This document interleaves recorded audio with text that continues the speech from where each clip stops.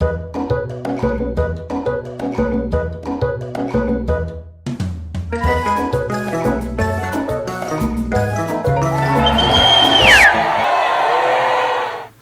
हमारे खास कार्यक्रम कांग्रेस के 4 साल क्या रहा प्रदेश का हाल परिचर्चा में आपका स्वागत है। और अगली कार्यक्रम की इस कड़ी में हम चर्चा करेंगे सरगुजा की राजनीति का अतीत, वर्तमान और भविष्य। इस परिचर्चा में हमारे साथ होंगे सरगुजा के वरिष्ठ पत्रकार जो लगातार सरगुजा जिले, सरगुजा संभाग के पत्रकारिता करते रहे हैं, ग्राउंड रिपोर्ट करते रहे हैं, ग्राउंड रिपोर्ट से उठकर वरिष्ठ पदों तक पहुंचे हैं पत्रकारिता के क्षेत्र में। हमारे साथ इस पैनल में चर्चा के लिए मौजूद होंगे। हमारे साथ होंगे त्रिलोक कपूर कुशवाहा जी जो वरिष्ठ पत्रकार हैं और प्रधान संपादक हैं रिहन टाइम्स के। हमारे साथ होंगे श्री सुधीर पांडे जी जो वरिष्ठ पत्रकार हैं और जिला प्रतिनिधि हैं नवभारत समाचार पत्र के। और हमारे साथ होंगे अनंतपाल दीक्षित जी जो वरिष्ठ पत्रकार हैं और जिला प्रतिनिधि हैं नई दुनिया समाचार पत्र के। सर, आप लोगों का हम इस कार्यक्रम में स्वागत करते हैं।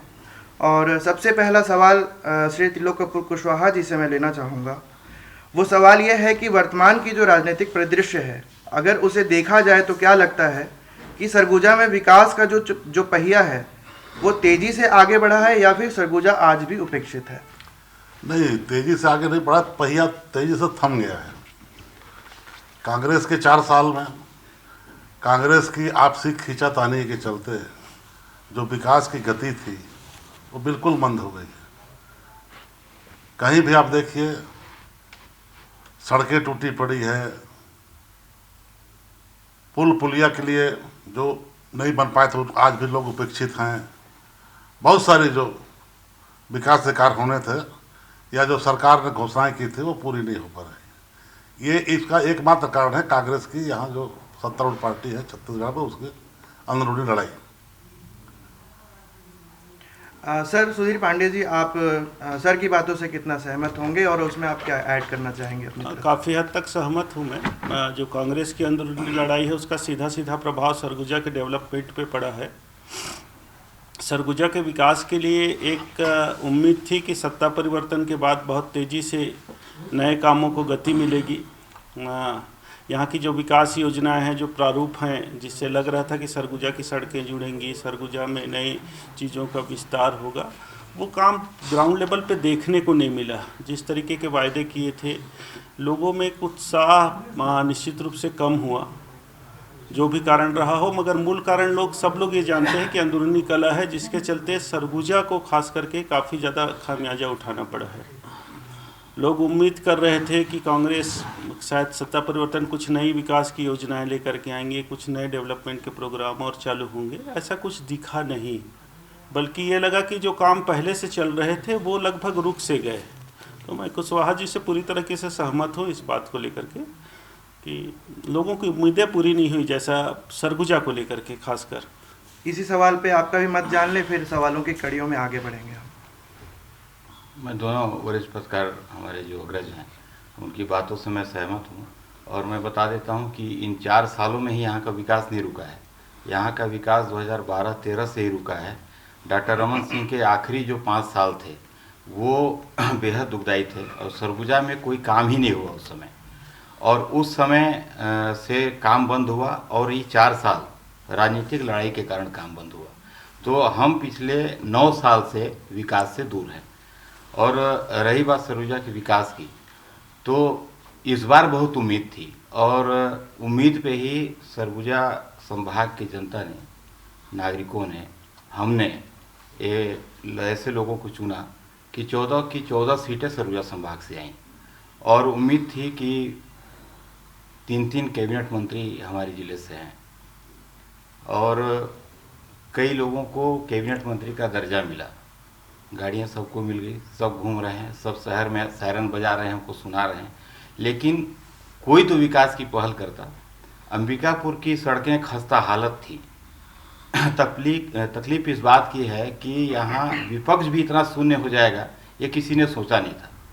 हम लोगों को हमेशा लगता था कि जो विपक्ष में कभी भी भाजपा रहती है तो इतनी आक्रामक रहती है और भाजपा के आक्रामकता को हम लोग देखे हैं, चाहे भाजपा हो या भाजपा हो, लेकिन पता नहीं क्यों भाजपा भी सरगुजा में शून्य है। और जम के विरोध नहीं की। इस बार जनता का विरोध था, इस कारण शहर की सड़कें अभी सुधरनी शुरू हुई हैं और कहीं कहीं काम दिखने लगा है, थोड़ा सा सड़कों का काम। हालांकि अभी भी उसको ये कहना कि पूरी तरीके से सड़कें बन गई बेमानी होगी, लेकिन जो 12-13 से जो काम रुका है, विकास रुकी है, वो अभी तक रुकी ही है। जो उम्मीदें थी उसमें हम खरे नहीं उतरे। ऐसा माना जाता है कि बुद्धिजीवी वर्ग हमेशा एक मत नहीं होता है, लेकिन इस सवाल में आप लोगों का एक मत देख के ऐसा लग रहा है कि सच में जो जैसा होना चाहिए था विकास वैसा नहीं हो पाया। अगला सवाल सुधीर जी आपसे मैं लूँगा कि जनमानस में यह बात लगातार बनी हुई है कि पहले सरगुजा की उपेक्षा हुई, आज भी 2 मंत्री सरगुजा जिले से हैं, तो भी सरगुजा की उपेक्षा हो रही है। क्या मानते हैं, वाकई केवल राजनीतिक चर्चा का विषय है या सच में उपेक्षा हो रही है? ये तो शुरू से हम लोग क्लियर कर रहे हैं, अभी भी हमारे सभी साथी लोग यही कह रहे हैं कि जो अंदरूनी कला है कांग्रेस की, उसका सीधा सीधा सरगुजा की डेवलपमेंट पे असर पड़ा है। छत्तीसगढ़ बनने के बाद 2003 से जो विकास की गति बढ़ रही थी सरगुजा में, सरगुजा एक नए मानचित्र पे आया 2003 से 2018 तक के। इसमें एक बहुत तेज़ी से इस क्षेत्र का विकास हुआ, बहुत सारी चीज़ें मिली इस एरिया को, विश्वविद्यालय मिले, मेडिकल कॉलेज मिले, मतलब तमाम चीज़ें मिली, जिले का विभाजन हुआ।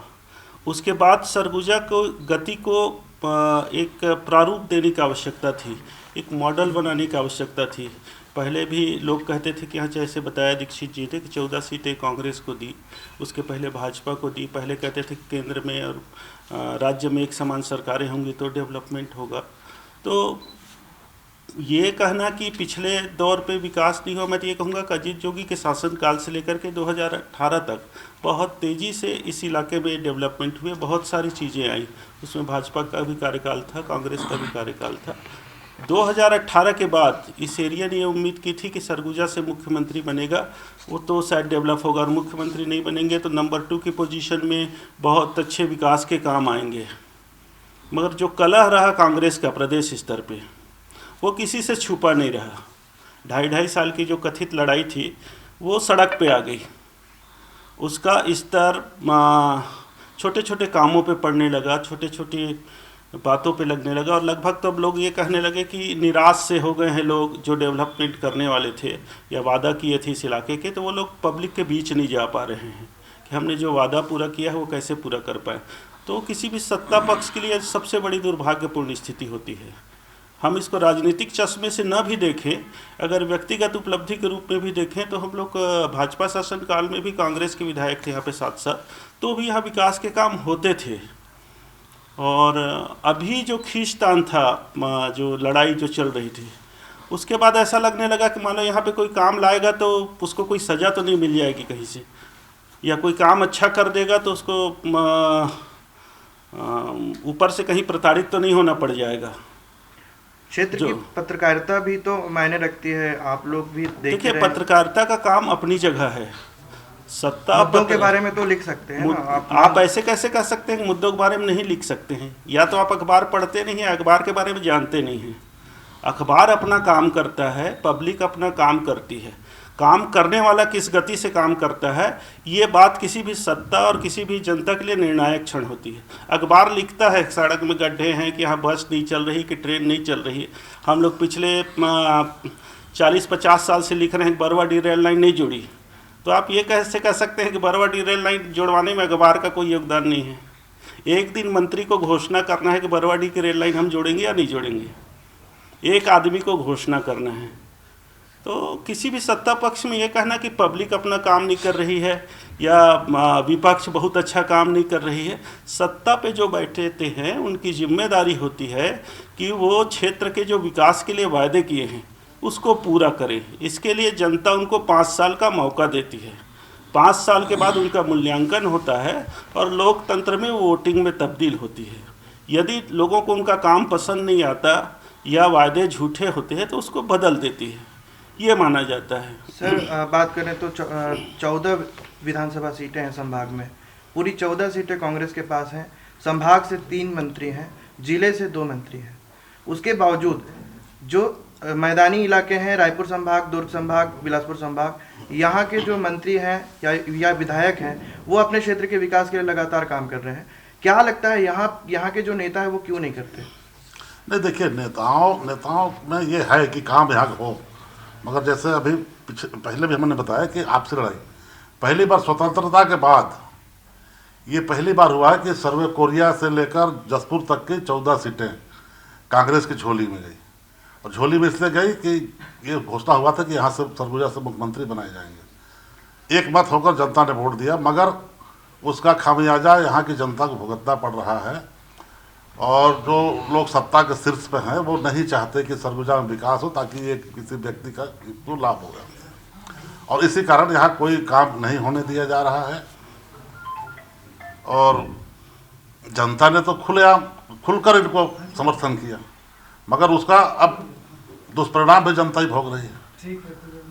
इसको तो अब आगामी चुनाव में क्या कहें, अब जनता फिर से अपना देगी निर्णय कि भाई इसके साथ आप बताइए, कम से कम अगले पंचवर्षीय चुनाव में जीतने के नाते ही तो सही, कम से कम नेता काम तो करते या काम विकास के कार्य तो करवाते। फिर मैं वही बात दोहराऊंगा जो भैया लोग बोले कि ऐसी राजनीति शायद ही कभी देखने को मिलेगी। कभी ऐसा लगता था कि सत्ता पक्ष या शासन कोई निर्णय ले रहा है, कोई बड़ा काम होने जा रहा है, तो विपक्ष सुनते थे कि अड़ंगा उसमें लगा रही है, विपक्ष काम होने नहीं दे रही है।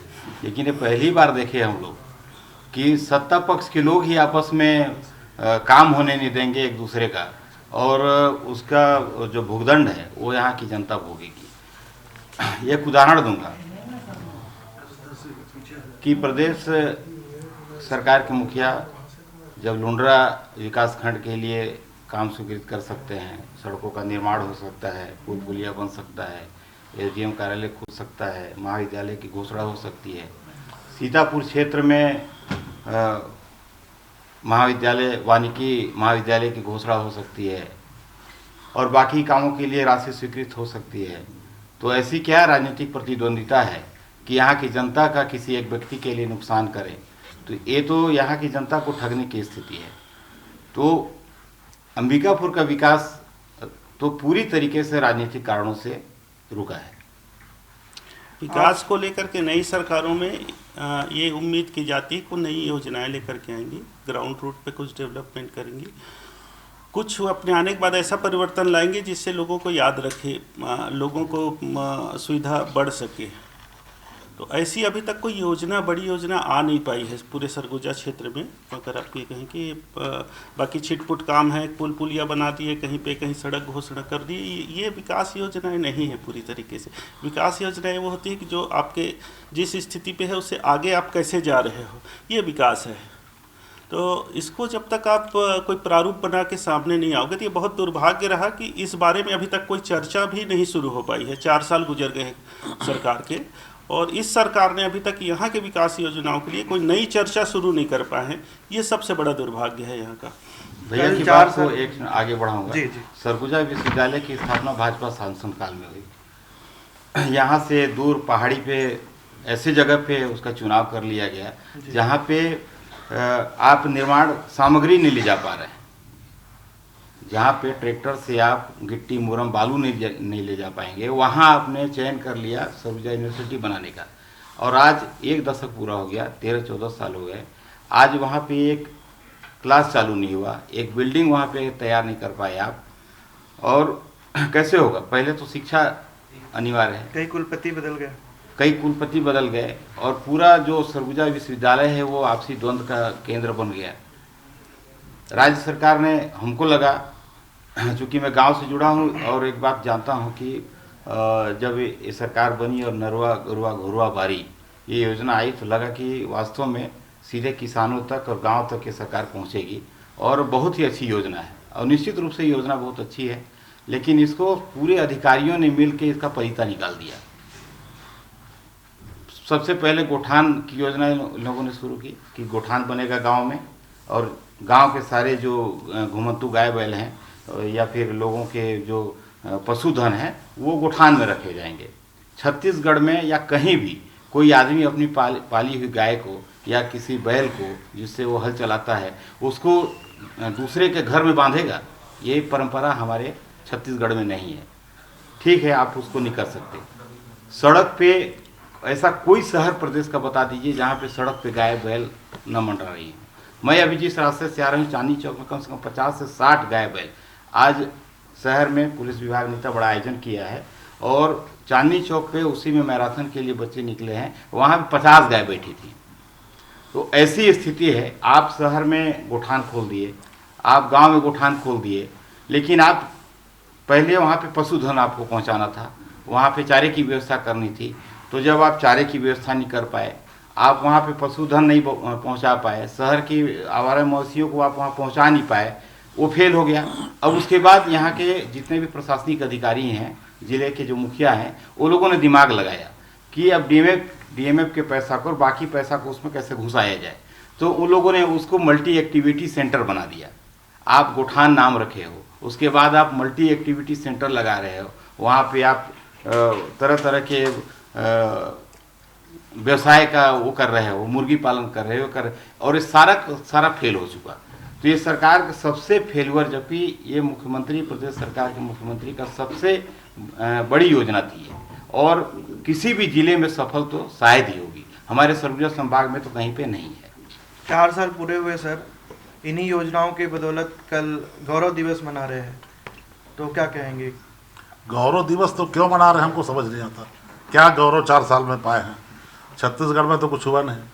किसान अलग परेशान है। किसानों को सरकार ने कहा था कि 2500 रुपया अब धान का बोनस, धान खरीदेंगे और किस्तों में पैसा भुगतान कर रहे हैं। एक तरफ आप 2500 रुपया किस्तों में दे रहे हैं, दूसरी तरफ आप गिरदावली के नाम पे उनके ज़मीनों का रकबा घटा रहे हैं। और ये वर्मी कंपोस्ट के नाम पे गोठान का घटिया खाद लोगों को जबरिया आप दे रहे हैं। आप गांव में जाकर देखिए कितने लोग परेशान हैं। किसान जिसके पास 10-12 गाय बैल हैं, उनको भी वर्मी कंपोस्ट के नाम पे घटिया खाद दे रहे हैं। वो कहते हैं भाई हमारे पास है, हम क्यों लेंगे, लेकिन नहीं, आपको लेना ही पड़ेगा। अब नहीं लेंगे तो आपको रासायनिक खाद नहीं मिलेगा। इसलिए कहाँ लोग त्राही कर रहे हैं, मगर कोई सुनने को तैयार नहीं है। लंबे समय से आप लोग पत्रकारिता कर रहे हैं, शायद मध्य प्रदेश के काल से कर ही रहे हैं। कांग्रेस की भी कई सरकारें देखी आपने, फिर भाजपा की सरकार आई, फिर कांग्रेस की सरकार आ गई। आम जनता की जो अपेक्षा जो जनप्रतिनिधियों से रहती है, जिन समस्याओं के निदान के लिए वे जनप्रतिनिधियों तक पहुंचते हैं, उसमें आज और कल में क्या फर्क आया है? देखिए, बेसिक रूप से अब ये मानिए कि पब्लिक जागरूक हो चुकी है पहले की तुलना में। पब्लिक अपने मुद्दे उठाती है, वो अपने परिवर्तन करने लगी है। मध्य प्रदेश के कार्यकाल में आप ये मानो कि 60% बूथों पे तो भाजपा रहती ही नहीं थी। पंचायती राज का जब गठन हुआ उसके बाद भाजपा को गांवों में कार्यकर्ता मिलने, हर बूथों पे कार्यकर्ता मिलने शुरू हो गए। उस समय भी ये कहा जाता था कि भाजपा को शहरी बूथों में, अंबिकापुर शहर जैसे बूथों में खड़े होने के लिए आदमी नहीं मिलते थे। मगर इस दोनों दौर में प्रतिस्पर्धा बढ़ी है दोनों के बीच में। भाजपा ने अपनी ताकत बहुत तेज़ी से बढ़ाई सरगुजा क्षेत्र में भी, जिसको कांग्रेस के गढ़ जिन इलाकों को बोला जाता था, उन इलाकों में अपनी पैठ बना ली। सभी जगह वोटों के परसेंटेज में अब कोई बहुत ज़्यादा फर्क नहीं रह गया। तो बदलाव आया है, समय के साथ बदलाव आया है। वोटर शिक्षित हुए हैं, वोटर अपनी मर्जी से वोट कर रहे हैं, डिमांड बढ़ रही है। मुझे याद है कि जब मैं आया था तो अंबिकापुर शहर में सड़क, नाली, बिजली जैसे मुद्दों पे चर्चा भी नहीं होती थी। जब इस बातों पे चर्चा हुई तो आज ये भी डेवलपमेंट है कि आप लोग बैठे हुए हैं और ये पूछ रहे हैं कि आप लोगों ने क्या किया। पहले तो ये पूछा भी नहीं जाता था। ये सबसे बड़ा परिवर्तन है। किसी भी क्षेत्र के परिवर्तन में वहाँ की जनता कितनी जागरूक है, ये सबसे ज़्यादा महत्वपूर्ण होती है। तो हम लोग ये नहीं कह सकते कि सरगुजा की जनता जागरूक नहीं है। यहाँ के जनप्रतिनिधि को भी अब डर लगने लगता है कि यदि हमने काम नहीं किया तो हमको कहीं ना कहीं जवाब देना पड़ेगा। पहले ये नहीं होता था। पहले तो ये होता था कि फलाने ने बोल दिया तो काम हो जाएगा, या फलाने की मर्जी है तो काम नहीं होगा। अब जिसने वादा किया है उसको बताना पड़ता है कि मैंने वादा किया है। आज जो वादा किया है उसको डर के मारे कोई चुप नहीं बैठता। वो बोलता है कि आपने वादा किया था, आपने काम क्या किया ये बताओ। ये सबसे बड़ा परिवर्तन है मध्य प्रदेश के काल और आज की स्थिति में। फिर फंड की कमी होती थी। पहले पूरे फंड मध्य प्रदेश में चले जाते थे बड़े शहरों में।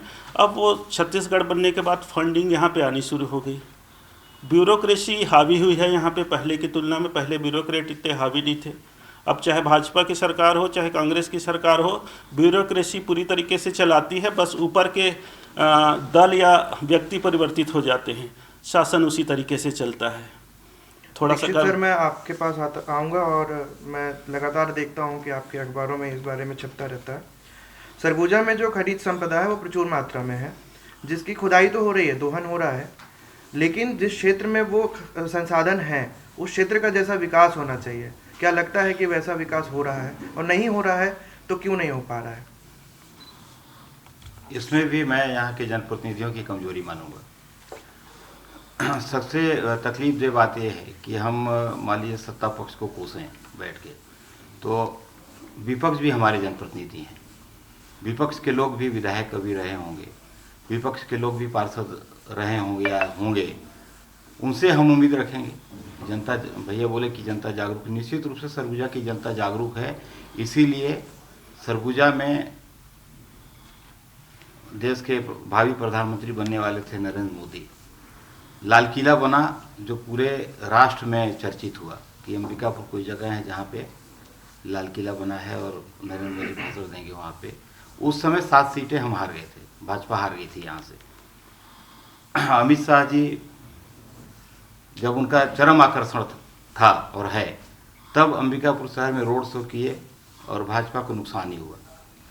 ऐसे समय में अगर हम यहाँ के लोग कांग्रेस को चुने तो बहुत उम्मीद के साथ चुने थे, लेकिन वो सफल नहीं हुए, तो हम एक बार फिर विपक्ष के पास आएंगे कि विपक्ष को भी हम सक्रिय देखना चाहेंगे। मैं नरुआ गुरुआ घरुआ बारी के बारे में बात कर रहा था, तो शहर में या जिले में 252 या 55 गोठान, 265 गोठान है पूरे जिले में। आज तक इन 4 सालों में कोई भाजपा का नेता या विपक्ष का नेता कहीं पे उस गोठान की स्थिति को देखने गया क्या? हम तरस जाते हैं विपक्ष की ओर से समाचार लिखने के लिए। हम कब समाचार लिखते हैं? जब किसी पे व्यक्तिगत कोई आरोप लगा रहा है, कोई व्यक्तिगत किसी के आरोप को लेके चौक पे पुतला फूंक रहा है। हमारे लिए लिखने के लिए बस उतना ही बच गया है, वो भी उनकी विज्ञप्ति आती है। हम कभी नहीं देखे कि विपक्ष आज पुरजोर तरीके से सरगुजा के 10 गोठानों में पहुंची है और वहाँ की स्थिति को उजागर कर रही है। बरसात में वहाँ पे कीचड़ का, तो मैं अंबिकापुर शहर के नज़दीक घुटरापारा गोठान की बात कर रहा हूँ। मैं गया था, घुटने पर कीचड़ था, उसकी मैं रिपोर्टिंग किया था, और उसके बाद वहाँ से जितने भी गाय बैल हैं इस बार हटा दिए गए कि वहाँ नहीं रखाएंगे। क्यों? अब वहाँ पे दूसरा काम हो रहा है। सिर्फ इसलिए नहीं कि वहाँ पे व्यवस्था ही नहीं थी, और कीचड़ से पूरा लगभग वहाँ पे 2.5 एकड़ से ऊपर जगह है, वहाँ पे पूरा गाय बैल वहीं पे कीचड़ में रह रहे थे, कहीं पे चारा रखने की जगह नहीं। खनिजों के दोहन के मुद्दे पे जो आप पूछ रहे थे, तो मैं ये कहूँगा एक पॉलिसी तो बनी हुई है खनिजों के डेवलपमेंट में, डीएमएफ फंड बना हुआ है। जब आप किसी खदान को खोलते हैं तो उसकी जो पहली प्रक्रिया होती है वो सारी चीज़ें बनी हुई हैं, योजनाएं बनी हुई हैं। उसको अमल में लाने की जो ज़रूरत है वो नहीं कर पा रहे हैं, उसमें विपक्ष भी नहीं, सही बोल रहे हैं, प्रभावी भूमिका नहीं निभा पा रही।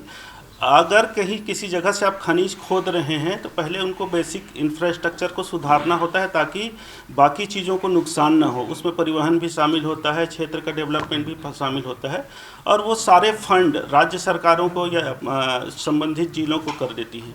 आजकल उसको डीएमएफ के फंड का नाम दिया गया है, और डीएमएफ का फंड जो है, आज आप बिल्कुल खुले तौर पे ये कहें कि पूरे राज्य में, आज केवल आज की बात नहीं है, ये भाजपा शासन काल में भी डीएमएफ फंड कमाई का जरिया हो गया है।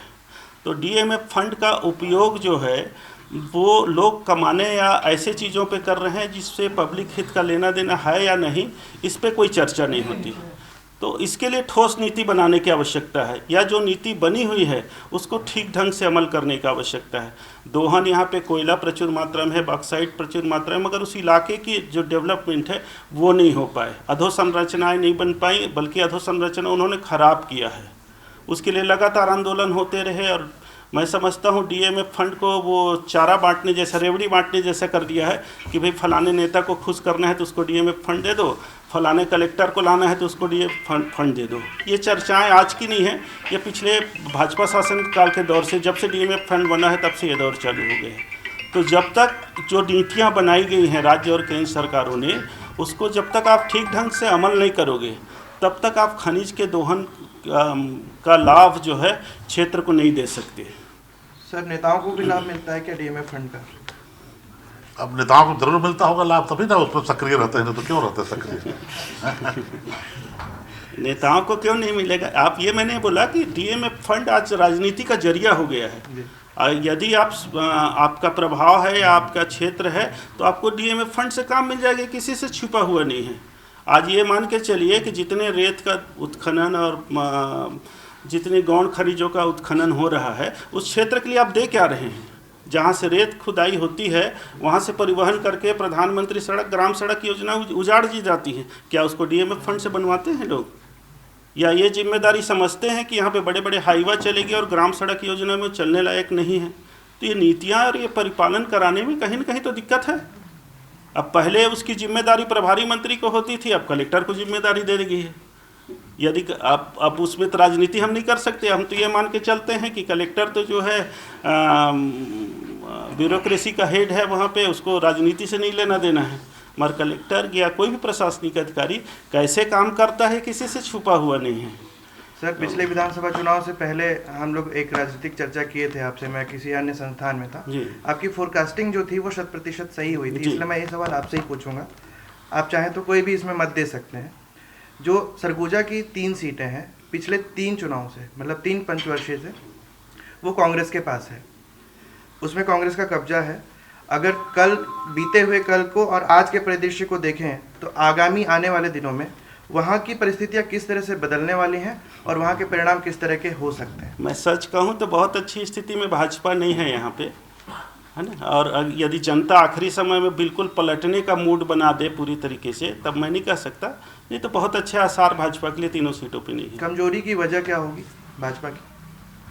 भाजपा की कमजोरी नहीं, देखिए बेसिक रूप से जो परिसीमन हुआ है इन तीनों इलाकों का, किसी भी संगठन, किसी भी क्षेत्र की एक आइडियोलॉजी होती है, वो किस चीज़ में वोटिंग करता है, प्रयास। ऐसा नहीं कि कोई कांग्रेस अपने प्रयास से सत्ता में आई, वो भाजपा के आक्रोश की वजह से वो सत्ता में आई। मगर जो सरगुजा की तीनों सीटें हैं वो बेसिकली कांग्रेस बेस वोटर हैं ज़्यादातर वहाँ पे। भाजपा को हमेशा से यहाँ संघर्ष करना पड़ा है। बहुत ज़्यादा आश्चर्यजनक स्थिति या बहुत ज़्यादा आक्रोश होता है तभी यहाँ पे भाजपा सत्ता में आ पाती है। तो परंपरागत जो वोटर हैं उनके बीच में फासला बहुत ज़्यादा है। और भाजपा ये नहीं कह सकते कि आपने काम नहीं किया, भाजपा ने काम किया, मगर अभी उस मुकाम पे नहीं पहुंच पाई है कि कांग्रेस को हराने के लिए अपने प्रयास से वो बहुत ज़्यादा हरा सके। और मैं ये बोल रहा हूँ कि अगर अंतिम समय में कोई बहुत बड़ा परिवर्तन का लहर नहीं चला तो भाजपा के लिए बहुत अच्छे आसार नहीं है तीनों सीटों पे। बीजेपी के कुछ नेता भी मौजूद हैं, सलाह भी दे दीजिए साथ में। नहीं, मैं तो क्या सलाह दूँ, वो लोग छोटे भाई हैं। सलाह तो मैं, अखबार है मेरे पास में, सलाह देने के लिए आपका मंच मेरे लिए उपयुक्त नहीं है। व्यक्तिगत भी मैं सलाह दे दूँगा। और ये तो मैं कह रहा हूँ कि यह भाजपा के लिए बहुत अच्छे आसार नहीं है। भाजपा सिर्फ मेहनत पे नहीं ला सकती, जब तक पब्लिक रिवोल्ट नहीं करेगी यहाँ तब तक कांग्रेस को हटाना मुश्किल। देखिए क्या है कि सरगुजा ही नहीं, पूरा छत्तीसगढ़ जो है वो कांग्रेस का बेल्ट रहा। पहले जो चुनाव होते थे मध्य प्रदेश में तो उधर से भाजपा जीतती थी, मगर छत्तीसगढ़ आते आते 1980 का चुनाव हमने देखा था जहां पूरे बिलासपुर संभाग में 39 सीटें थी और भाजपा सिर्फ 1 सीट जीती थी 39 में, रंगसाई की सामने सीट। आज जो स्थिति है, ठीक है, अब 2008 से यहाँ पूरी तरह से कांग्रेस के विधायक चुने जाते रहे, लेकिन सांसद यहाँ से हमेशा बीजेपी के चुना जाता रहा। आज केंद्रीय राज्य मंत्री हैं वो। और ऐसा नहीं है कि जो कांग्रेस में जो अंदरूनी कलह जो चल रही है ना, ये गला काट स्पर्धा चल रही है, तो जिस तरह से चुनाव में बगावत होगा कांग्रेस में, जो मेरी जो संभावनाएं जो दिखाई दे रही है, तो भाजपा के लिए इसमें लाभ हो सकता है। लेकिन उसके साथ साथ भाजपा को अपने जो टिकट वितरण के समय में भी उम्मीदवारों को सोच समझकर खड़ा करना पड़ेगा, जो जनता की उम्मीदों पे उतरे के लिए ठीक है। सर, कार्यक्रम का अंतिम सवाल दीक्षित सर आपसे लूँगा, मैं जवाब लूँगा। कांग्रेस की सरकार पत्रकार सुरक्षा कानून का वादा करके आई थी, 4 साल पूरे हो गए, गौरव दिवस भी मना लिया। आज तक पत्रकार सुरक्षा कानून की स्थिति क्या है, आने वाले दिनों में उसके साथ क्या होने वाला है, उसके बारे में आपको अभी तक क्या जानकारी मिली है? पत्रकार सुरक्षा कानून के लिए देखिए पहले घोषणा हुई, उसके बाद हाई कोर्ट की एक चीफ कमेटी बनी, उसमें एक जस्टिस को यहाँ भेजा गया था। और उन्होंने सभी संभागों के पत्रकारों से बातचीत की, उनकी राय सलाह ली। तो उस समय ऐसा लगा कि सरगुजा जब वो जस्टिस आए थे तो लगा कि सरगुजा के सारे पत्रकार बहुत पीड़ित और प्रताड़ित हैं, जिनके ऊपर रोज़ FIR हो रहे हैं। तो बहुत विचित्र स्थिति थी इसको लेके। बाकी जगह होते होंगे, लेकिन सरगुजा में ऐसी स्थिति नहीं थी कि यहाँ के सारे पत्रकार रोज़ कहीं पिटाई खा रहे हों या फिर जेल जा रहे हों या फिर उनके ऊपर रोज़ FIR हो रहा हो। ऐसी स्थिति नहीं थी। तो वो हमारे लिए बहुत विचित्र स्थिति। ठीक है, पत्रकार सुरक्षा कानून बने, हम इसके पक्षधर हैं और मैं चाहता भी हूँ कि पत्रकार सुरक्षा कानून बने, लेकिन जिसको ये जिम्मेदारी मिली थी प्रदेश सरकार के, वो एक अंग भी हैं, शायद वो भी पिछले 2 साल से दिखाई नहीं दे रहे हैं कि इस बारे में सोचे होंगे या फिर इसको आगे बढ़ा रहे होंगे। तो सरकार भी अब इस निर्णय पे पहुंच चुकी है कि अभी इसको पेंडिंग ही रखो या ठंडे बस्ते में ही रखो। तो अभी तो फिलहाल उम्मीद नहीं है। अब बता रहे हैं कि अगली बार फिर हमारी सरकार बनेगी तो उस समय पत्रकार क्या भूमिका निभाते हैं उनके लिए, बहुत सारे पत्रकार हैं जो उनके लिए भूमिका भी निभाएंगे। तो हो सकता है वो खुश हो जाए तो हमारे लिए कानून लागू कर दे, तो हम तो उनके भरोसे हैं, ज़्यादा से ज़्यादा लिख सकते हैं। धन्यवाद आप सभी का, आप लोगों ने हमारे लिए समय निकाला और इस कार्यक्रम में शामिल हुए। अच्छी चर्चा हुई और इस कार्यक्रम में इतना ही। सरगुजा की राजनीति के अतीत, वर्तमान और भविष्य के कार्यक्रम में हमने पत्रकारों से चर्चा की। आने वाले कार्यक्रम की कड़ियों में अन्य मुद्दों पर चर्चा होगी, अन्य मेहमान हमारे साथ जुड़ेंगे। तब तक के लिए धन्यवाद।